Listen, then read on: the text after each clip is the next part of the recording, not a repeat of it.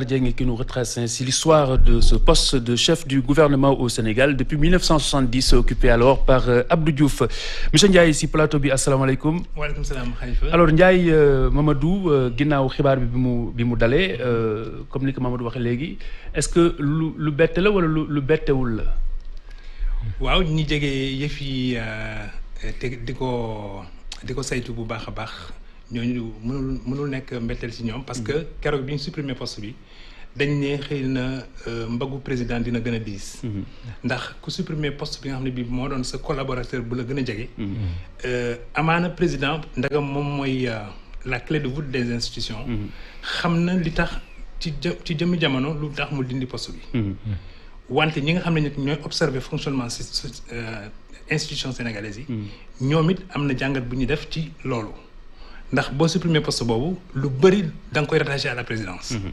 ba pare tamit aussi courroie de transmission yi doon am diggante président ak askan wi yëpp ci premier ministre la doon jaar kon léegi xëy na peut-être bon courroie de transmission yooyu dañuy am maintenant. benn couloir direct bu leen di mener à la présidence. C'est ça. Donc charge présidentielle bi dafay jéggi dayoo. ñu bëri doon ne léegi nag nañu toog xaar seet président naka lay def léegi. ci biir loolu xëy na yokk na charge am. ba pare aussi peut-être bon politique bi tamit am beneen xar kanam bu mu wone en même temps aussi peut-être bon voilà les dossiers d'urgence di tege donc yooyu président il faut mu yaatu mbagg il faut mu yaatu dënn pour di mën a dëkku yooyu yëpp. kon bu demaatee ba jëmi jamono poste bi di ñëwaat. ñi nga xam ne lële jaaxaloon na leen lii du leen jaaxal. parce que dellu si bi dafay wane ne peut-être bon ay mbir yi nga xam ne dina tege ci anam yu sell. ndax kenn réerewul mbir ne élection législative yi ak ni ko Mamadou limee sànq élection législative yi ñu ngi ñëw ginnaaw élection locale yi ak aussi peut-être bon voilà l'élection majeure aussi muy présidentielle bi tamit mu ngi ci yoon. mais yemul foofu rek ndax agenda international aussi am na solo président. dina jël raaya yi dina jël leng yi ci président congolais. pour maanaam jiite l'ensemble de chefs d'État du président de l'Union africaine. te foofu Afrique ci boppam dafa am léegi nu muy bëgg a jëmalee boppam. léegi ñoom ñëpp dañuy tënku ci kenn ku jiite di wax ci seen tur ñoom ñëpp. bu njëkk ba ku nekk danaa wax. président yi ku nekk danaa wax di wane ne peut-être man tamit man la. mais léegi ñoom ci seen bopp dañoo dem ba nekk léegi vraiment ay ndaanaan. dañu jël kenn ci ñoom.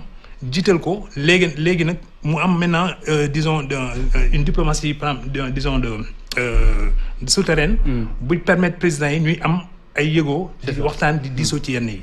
ba nga xam ne léegi président de la République moom moo nar a jël en 2022. maanaam la charge de président en exercice de l'Union africaine. te boo xoolee rendez-vous yi. bëri nañ trop.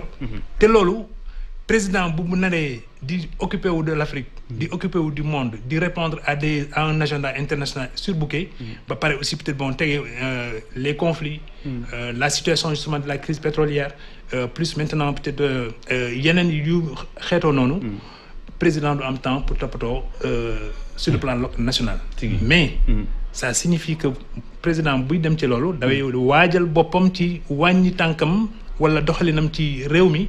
waaye kam koy dénk war na mën a xam li président namm. li président bëgg ak ni ko président bëggee. parce que ndénkaane la donc le poste de premier ministre quand il revient eh bien dafay amaat beneen épaisseur.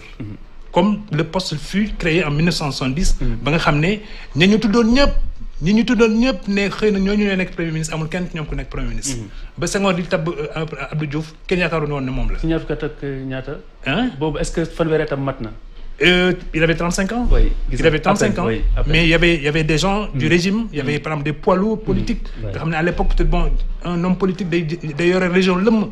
Région Lem, c'était le chef incontesté de la région. Justement, xam nga comme Mamadou analyse lañ mën a def. sukkandiku ci ay facteurs explicatifs. Mais est-ce que ce serait pas réducteur ñu yamale ko ci vision manichéenne boobu bu baaxoon. kon duñ ko delloosiwaat bu décision bu baaxoon duñ ko delloosiwaat considérant tous ces éléments là. waaw mais avant loolu d'abord. Khalifa c'est important puisque histoire politique la ñuy wax.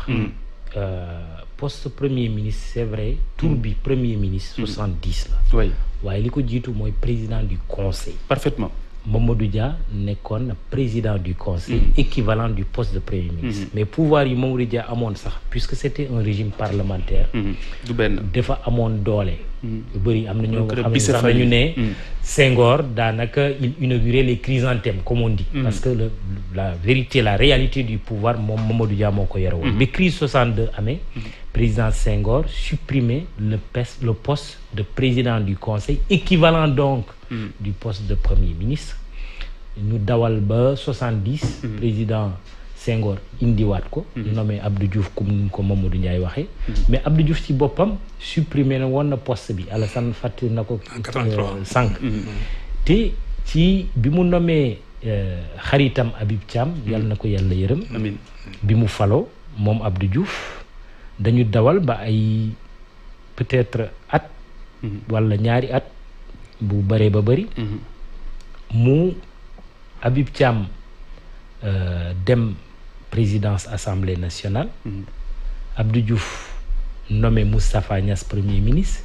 tenez-vous bien Moustapha Niasse daanaka bi mu nekkee premier ministre matul weer.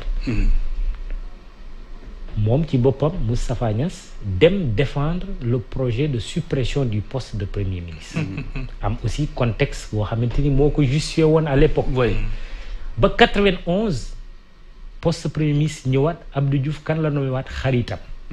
Habib Thiam 91 ba 98. après Mamadou Lamine Loum ñu continuer ainsi de suite ba Macky ñëw supprimer poste premier ministre lu yàggul indiwaat ko tey am na ñuy wax ne. c'est paradoxal. Le destin du poste de premier ministre c'est d'être supprimé et d'être encore restauré. loolu moo am. président Macky Sall est rattrapé par cette réalité de la science politique. Peut-être qu'il n'est écrit nulle part. Donc on est bien d'accord tontu nga même par anticipation du coup ci question bi ce serait réducteur que de dire. que baaxul décision baaxul woon wala c'était une mauvaise appréciation. waaw xam nga baaxul woon. effectivement xam nga opinion moom. ku nekk war nga am nga sañ-sañ am sa opinion. mais si on interroge l'histoire on se rend compte du guleet ñu supprimer poste de premier ministre indiwaat ko. mais man je crois que Khalifa. on doit aller vers quand même une stabilisation institutionnelle. xam nga lu tax ma wax ko. regardez situation bi ñu nekk tey.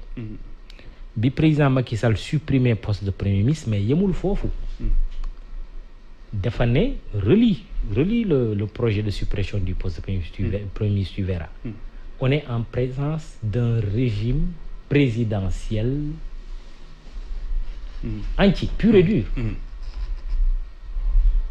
Parce que l'existence du poste de premier ministre, si tu interroges les spécialistes de la Constitution, ils te diront, selon